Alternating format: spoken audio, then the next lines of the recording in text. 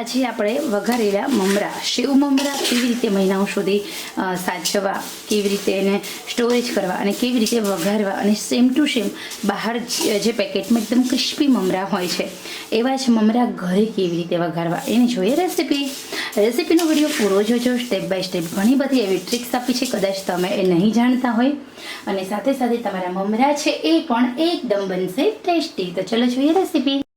આજે આપણે વઘારીશું મમરા. તો અહીંયા આપણે મમરા વઘારવાની રેસીપી જોઈએ. ખરેખર મિત્રો, તમે પણ એવું ઈચ્છો છો કે તમારા જે મમરા છે એ તમે ચોમાસામાં જ્યારે પણ તમે મમરા વઘારો છો ત્યારે એકદમ ક્રિસ્પી બહાર જેવા બને, તો આ રેસીપી તમારા માટે છે. સ્ટેપ બાય સ્ટેપ ફોલો કરો અને તમે સરસ મજાના મમરાને વઘારી શકો છો. ખરેખર અહીંયા મમરા કેવી રીતે વઘારવાના છે, આમ તો મમરા તમે સૌ કોઈ વઘારતા જ હશો, પરંતુ અહીંયા આપણે એકદમ સિમ્પલ અને સરળ રીતે મમરાને વઘારીશું. તો અહીંયા સૌથી પહેલાં આપણે જે મમરા હોય છે એને આપણે સાફ કરવાના, કારણ કે અહીંયા જ્યારે પેકિંગ થતા હોય છે મમરા, અહીંયા આપણે આખી મમરાની જે થેલી હોય છે એ એક સાથે બધા જ મમરા વઘારી લેવાના છે. પરંતુ યાદ રહે, જ્યારે પણ તમે મમરા વઘારો ત્યારે સૌથી પહેલાં ચાળણીથી ચાળી લેવાના, પછી જોવાનું અંદર કોઈ કચરો નથી ને, અને પછી જ તમારે મમરાને આવી રીતે પહેલાં એક વાસણમાં કાઢવાના છે અને પછી મમરાને વઘારવાના છે. મમરા વઘારવા માટે મેં 8 થી 9 ચમચી તેલ લઈ લીધું છે, કારણ કે આપણે તેલ લેવું ખૂબ જ જરૂરી છે. તો હવે જ્યારે પણ તમારા મમરા વઘારતા હોય ત્યારે તમારે હેવી બોટમ તમારે એક આવું વાસણ લેવાનું છે, જેના કારણે જ્યારે પણ તમે મમરા વઘારો છો ત્યારે તમારા મમરા તળિયે ચોંટી ન જાય. અને ગેસની આંચ એકદમ સ્લો ટુ મીડિયમ. સૌથી પહેલાં અહીંયા આપણે કશું જ એડ કરવાનું નથી, નમક પણ અત્યારે તમારે એડ કરવાનું નથી, માત્ર ને માત્ર અડધી ચમચી હિંગ અને સાથે સાથે અહીંયા મેં અડધી ચમચી એડ કરી છે હળદર. ઓકે, તો અહીંયા આપણે હળદર એડ કરી દીધી છે. તેલ આપણું ધીમે ધીમે ગરમ થઈ રહ્યું છે અને હવે આપણે મમરાને એડ કરવાના છે. તો અહીંયા તમે જોઈ શકો છો મેં મમરાને એડ કરી દીધા છે.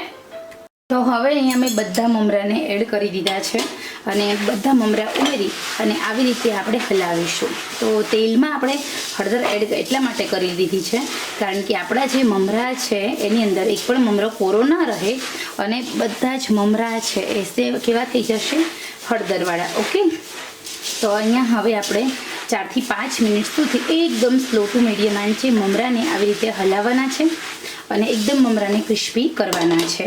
તો એના માટે ગેસની આંચ એકદમ સ્લો ટુ મીડિયમ રાખી દેવાની, જેના કારણે આપણા જે મમરા છે એ બળી ન જાય. મમરા એકદમ ઝડપથી બળી જશે અને તમારે આવી રીતે તળિયા સુધી ચમચો પહોંચે એવી રીતે તમારે મમરાને સતત હલાવતા રહેવાનું છે. ઓછામાં ઓછું 3 થી 4 મિનિટનો સમય ચોક્કસ લાગે છે. તો જો તમે અહીંયા હું કહું છું એવી રીતે તમે મમરાનો વઘાર કરશો તો મમરા તમારા બહુ સરસ બનશે, બહાર જેવા જ બનશે. એકદમ સિમ્પલ ને સરળ રીત છે. અહીંયા તમે શિંગદાણા એડ કરી શકો છો, તમે ડાળિયા ઉમેરી શકો છો આ મમરાની રેસીપીમાં. જ્યારે પણ શિંગદાણા એડ કરો ત્યારે શિંગદાણા તળીને એડ કરવાના છે. તમે ડાળિયા ઉમેરતા હોય તો ડાળિયાને પણ તમારે તળીને એડ કરવાના રહેશે.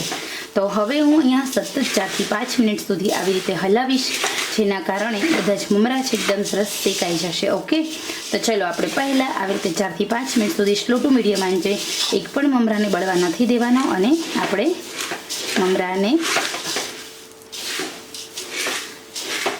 શાંત કરી લઈએ. ઓકે,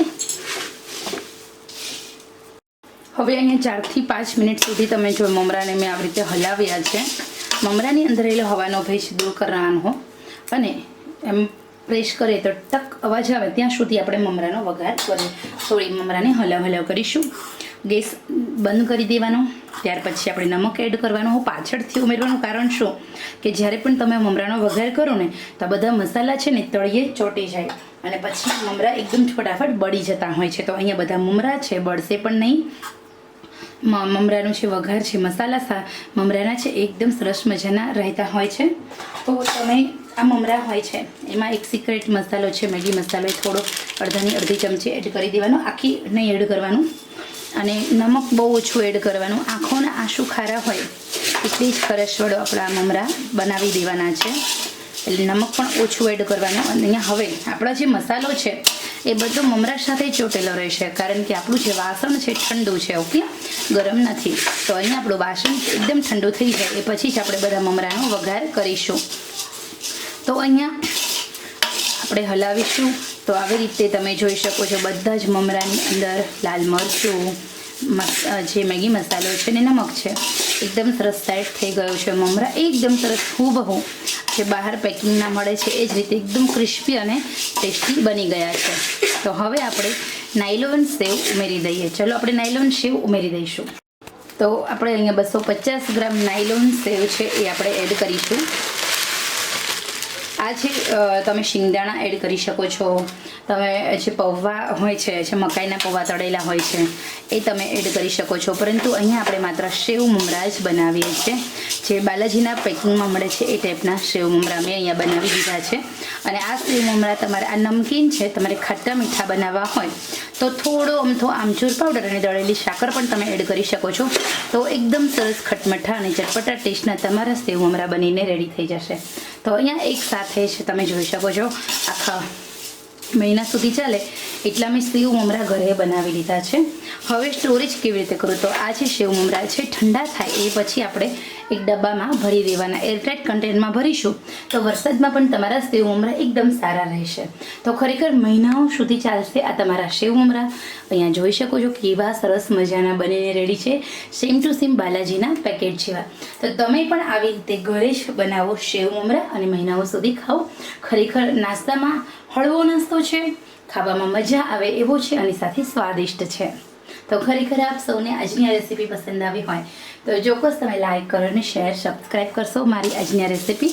તો ખરેખર મિત્રો આપ સૌનો સાથ સહકારથી ધીરે ધીરે આગળ વધી રહી છું. આપ સૌનો પ્રેમ પણ મને મળી રહ્યો છે. આશા રાખું છું આપ સૌને આજની આ રેસીપી પસંદ આવી હશે.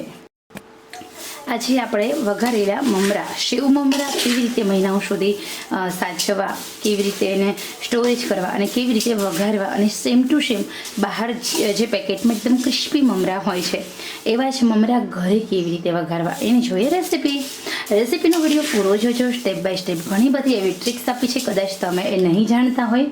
અને સાથે સાથે તમારા મમરા છે એ પણ એકદમ બનશે ટેસ્ટી. તો ચલો જોઈએ રેસીપી.